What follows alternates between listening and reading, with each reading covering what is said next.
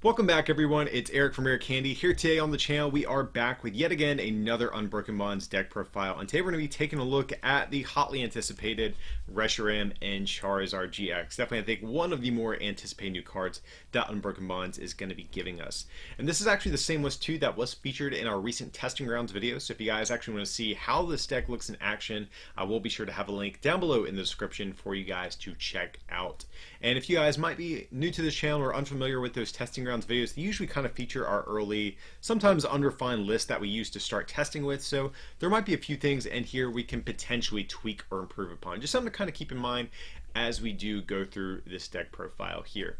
But anyways, let's get into it. This is Reshiram Charizard GX, like I said, and I actually do think there are a few different ways you can kind of build around this. This is just one type of route I'm trying so far, but I do think there are a couple different ways we could potentially go with this. But for this version, we have 4 copies of Reshiram Charizard GX. Of course, the star of the show, it's a new tag team we're getting. 270 HP, what a beast here. It does have this first attack, Outrage for a fire and colorless, 30 plus 10 more for every damage counter on this Pokemon. So when you're a basic with 270 hit points, this type of attack is actually really nice. Basically reads, if you can't knock out Reshiram Charizard, you're going to be getting swung back on, potentially getting knocked out as well. So pretty decent first attack. The second one is going to be Flare Strike for 3 fire and a colorless, 230, and then you can't use that attack on your next turn. And then it's GX attack, Double Blaze GX for 3 fire. It does 200, but if you have 3 additional fire energies on Reshiram Charizard, you do 100 more, and you go through any effects on the defending Pokemon. So like if they have an effect like the Scoundrel Guard ability or something like that, you can just go right through it and still take a knockout. So this guy is, pretty beefy. This guy is a one-hit KO machine. There's a lot of cool things going on for Charizard, and it's pretty much enabled by all of the different fire support that we actually have in this list, which we'll be getting into shortly as well. But basically, we're just trying to load this guy up as quick as possible and just start swinging, taking like big one-hit knockouts. And since we have 270 HP, a lot of the time we won't get return KO'd, and we can, abuse this outrage attack as well. But going on to the rest of the deck here, we have 3 copies of Salandit here. I am choosing to play the one from Dragon Majesty. I believe this one is, let me just double check. Yeah, it is the Dragon Majesty one. And that's because it has this attack, Call for Family, search your deck for a basic, put it on your bench. So if we start this guy and we don't have any other basics, which is pretty reasonable to say because this deck only plays 8 basics total, you can maybe get out your Reshiram Charizard a little bit quicker. There are some 70 HP ones, I believe, but like I said, I'm opting to play this one just for that Call for Family attack. But the reason we're playing this guy is going to be for the new Salazzle. This is another new card we're getting out of Unbroken Bonds, one of the key fire support Pokemon that is going to make this deck kind of tick here. So we're playing this for this ability, Roast Reveal, very similar to the old Ninetales back from the old Heart Gold Soul Silver days. But you discard a fire energy from your hand, draw 3 cards. It's Heat Factory, but on a stage 1 ability, which is really nice. So, most of our draw support is actually going to be pretty poor. But our draw support, which we'll see, we play the new Welder card.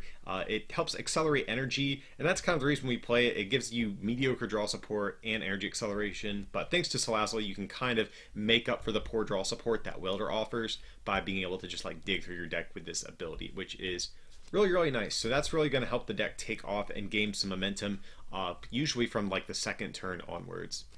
But from there, we also are playing 1 copy of Salazzle GX. So this is going to be some sort of backup attacker we can potentially pivot to at some point.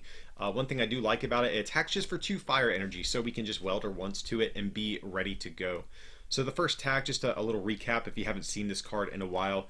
50 times the amount of prizes you've taken. So especially if your opponent does try to force you into like a 7 prize game or something like that, this attack, Diabolical Claws, can actually be pretty hard hitting in the late game. Also, the second attack, just for 2 fire, does 110, which can sometimes be nice to take quick knockouts against things like Zapdoses, Jirachis, etc. And then it does have a GX attack of its own, Queen's Haze GX. You discard all energy attached to your opponent's active. So a couple cool things going on here with this thing. Like I said, I like the fact that it is an attacker that you can power up just with 1 Welder ready to go, and also is really nice in the late game if you can manage to set up Diabolical Claws. And then from there, we also have 1 copy of Tapu Lele GX as well. This is just going to help us maybe find those key draw supporters. We do play Caolan in this list, Welder, etc. And we actually don't play too many supporters just in general. Really the only supporters we really want to play are going to be Welder and Guzmas most of the time. So being able to, play a copy of Lele if we have an Ultra Ball in hand, it's going to be nice at finding those supporters just because we don't play that many physical ones in the deck. That's going to be it for the entire Pokemon line, guys. Like I said, there's really not a whole lot here. A lot of the trainers are really going to be what make Charizard tick. I will say there are a couple of Pokemon I am considering. I think the Salazzle from, I believe it's Guardian's Rising, the one that does Hot Poison ability, kind of would like that one in here. Kind of makes your math work out really good if you go against like the mirror match. But that's one of the key ones I'm thinking about currently. Might even consider thickening up the Salazzle count. Not sure, but I like the 3-3 for the moment. It allows you to find your pieces pretty much when you need it in my experience, but I wouldn't mind a 4-4. Going faster doesn't seem that bad. But yeah, that's it for the Pokemon line. Going on to our trainer cards, there's a good bit of them. We have 4 copies of Welder. This is the new card from Unbroken Bonds that I think really makes this card as good as it is, this whole archetype. So attach 2 fire energy from your hand and draw 3 cards. Pretty good. So first turn you can attach Welder, and you can like even immediately use Double Blaze GX just to do 200 if you want to. Also, of course, allows you to power up Salazzle in one go as well, and just keeps us going and being able to power up attackers throughout the course of a game here. And the draw support it offers is kind of nice as well. Unlike something like Caolan that ends your turn whenever you use it, this is kind of nice even in the mid game because you can still play other cards on your turn. So like I said, it's the key card I think that really makes this entire archetype worth playing. But up next, we're going to have 2 copies of Guzma here. Might seem like kind of a low count, and that's just because a lot of times we do have to play Welder on a given turn. And what I was finding with like 3 copies of Guzma, I would just end up like Ultra Balling them away or discarding with Fiery Flint, just because they weren't actually that great in the early game. You're probably just going to Guzma twice total. So I'm only playing the 2. Playing a third would be nice just to be able to find it more consistently, but like I said, whenever I had 3 in the list, I wound up just tossing them because they weren't getting much value in the early game, or even mid-game sometimes, just because after a Charizard gets knocked out, you might have to pivot into a new one and use Welder. So that's why we are playing the 2. Like I said, I wouldn't mind a third one, but you're usually only just going to Guzma twice with this deck in my experience. Then from there, we just have 2 more supporters. We have 1 copy of Caolan, of course, to search your deck for 4 fire energies, attach them to Reshiram Charizard first turn.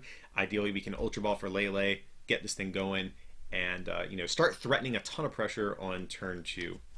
And then from there, just 1 copy of Acerola as well. Charizard's a pretty tanky Pokemon, so if our opponent does get to a point where they're like just shy of knocking us out, sometimes we can Acerola it back up, deny some knockouts. Also nice at picking up Lele as well and denying like a free prize there potentially. So especially with all these tag teams, Acerola is pretty nice when you have Pokemon this beefy in the format. That's actually it for the entire supporter line, guys. That's why we do have such a heavy Salazzle count here, like I kind of mentioned. But going on to the rest of the trainers, we have 2 copies of the new Stadium Unmanned Power Plant. So it shuts off abilities for Pokemon GX and EX. So we only have the 1 Tapu Lele, and most of the time we're going for it on turn 1 if we are going to use it anyways. Just to go for a Caolan or a Welder or something like that. So we just play the 1 Lele, so Unmanned Power Plant actually gives us a good bit of value here. Being able to shut off opposing Leles, shutting off Zoroarks, Dedenne GX, Zeraora GX. There's a ton of basic, not basic, but GX abilities worth shutting off with this thing. But then we also still have 1 copy of Heat Factory Prism Star as well, of course, just to dig through our deck a little bit quicker. Basically gives us 4 of these Roast Reveal types of effects, which is really, really strong here. That's going to be it for our stadium cards. Going on to our items, just to round out the list, there are admittedly a good bit of these. So up first, we have 4 copies of Pokegear 3.0. This is going to be kind of a reprint back from the old Heart Gold era. Look at the top 7 cards of your deck. Pick a supporter there and put it into your hand. So as I mentioned, we don't really play that many physical supporters, and we really don't want to play a bunch of Leles in this deck. So Pokegear is really nice at keeping us, finding supporters throughout the course of a game, or even on turn 1, going for that turn 1 Welder or turn 1 Caolan sometimes. Like I said, without the need of playing tons of Leles or Dedennes or Marshadows or something like that. So up next, we have 4 copies of Ultra Ball as well. It's going to be our primary way of searching out Pokemon, but we do have 4 copies of Nest Ball as well in this deck. just because, you know, we are primarily a basic heavy deck and we don't play that many actual physical basics, so we need a lot of ways to actually search them out of the deck. Up next from there, we have 4 copies of Fiery Flint. It's going to be a very crucial card for this deck. You discard 2 cards from your hand, search your deck for 4 fire energies, put them into your hand. So obviously we can search your deck for a ton of energy, welder them onto one of our Charizards, and still have another energy in hand or 2 that we can use with Roast Reveal to attach, return, etc. And also it's just a really great card just at thinning the deck, which is really cool. Up next, we have another key card that Unbroken Bonds is giving us, and that is going to be 4 copies of Flame Crystal here. So this is basically like an energy retrieval on steroids for fire Pokemon. You put 3 fire energies from your discard into your hand. So of course, we're going to be discarding fire energies with Roast Reveal, with Heat Factor, even with Ultra Balls and Fiery Flints. So being able to reuse those over and over, and you know, whenever we need to, is going to be very crucial with this deck. Up next, we also have 2 copies of Switch here. So of course, just to, you know, maneuver a little bit more freely. And we have 1 copy of Choice Band to round out our items here.